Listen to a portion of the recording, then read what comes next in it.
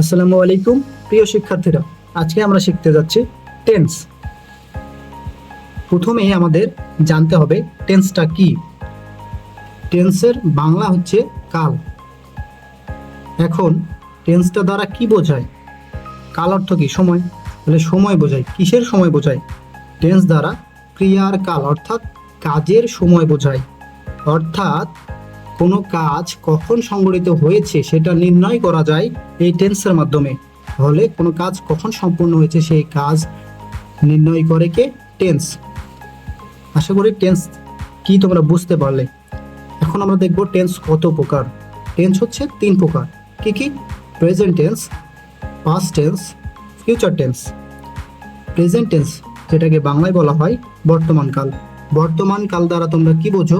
যে বর্তমানে যে কাজগুলো সংঘটিত হচ্ছে সেটাই মূলত বর্তমান কাল।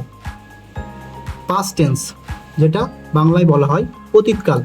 অতীতকাল বলতে তোমরা কি বোঝো? যে কোনো কাজ পূর্বে সংঘটিত হয়েছে।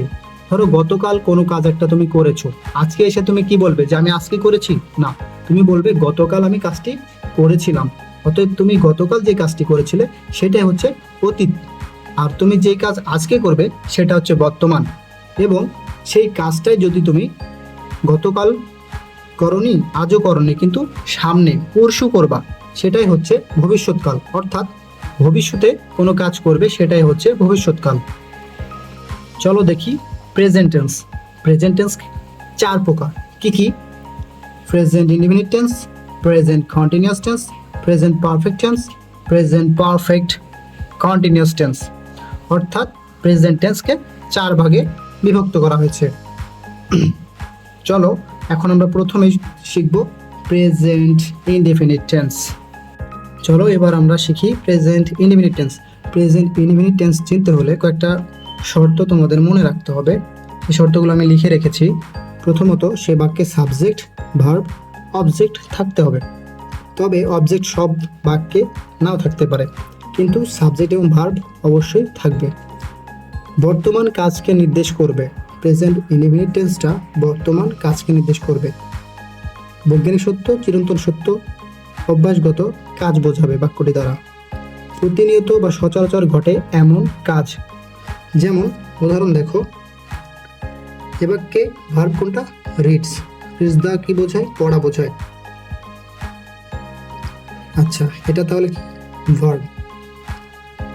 এ বাক্যের সাবজেক্ট বের করতে হলে ভার্বকে প্রশ্ন করতে হবে কে বা কারা দিয়ে। তাহলে কে পড়ে? রহিম পড়ে। তাহলে আমরা পেয়ে যাবো অতি সহজেই সাবজেক্ট। এবং কি পড়ে? কি দ্বারা প্রশ্ন করলে কী পাবো? অবজেক্ট। তাহলে অবজেক্ট হচ্ছে এটা। তাহলে আমরা কি পেলাম বাক্যে? Subject, verb plus object. তাহলে এটা কি প্রথম শর্তের সাথে মিলে? Subject, verb, object. তাহলে এটা প্রেজেন্ট ইনডিফিনিট টেন্স। এবার আমরা পরের উদাহরণটা দেখি। I brush my teeth.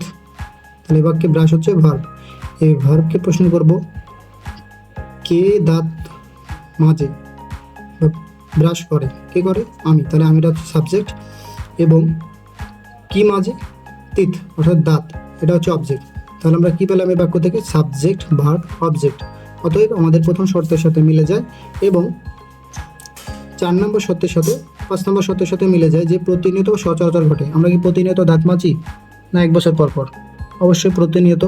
তাহলে এটা প্রেজেন্ট ইনডিফিনিট টেন্স। আশা করি তোমরা প্রেজেন্ট ইনডিফিনিট টেন্স বুঝতে পেরেছো। অর্থাৎ যে টেন্স দ্বারা প্রতিনিয়ত কোনো কিছু করা বা বর্তমান কাজ, বৈজ্ঞানিক সত্য, চিরন্তন সত্য, অভ্যাসগত কাজ বোঝাবে, সেটাই মূলত প্রেজেন্ট ইনডিফিনিট টেন্স। এর পরে যদি সমস্যা থাকে তাহলে আমাকে অবশ্যই কমেন্টে জানাবে এবং ভিডিওটি ভালো লাগলে চ্যানেলটি সাবস্ক্রাইব করে রাখবে পরবর্তী present continuous tense, present perfect tense, present perfect continuous tense এবং পাস্ট এবং ফিউচার টেন্স জানার জন্য।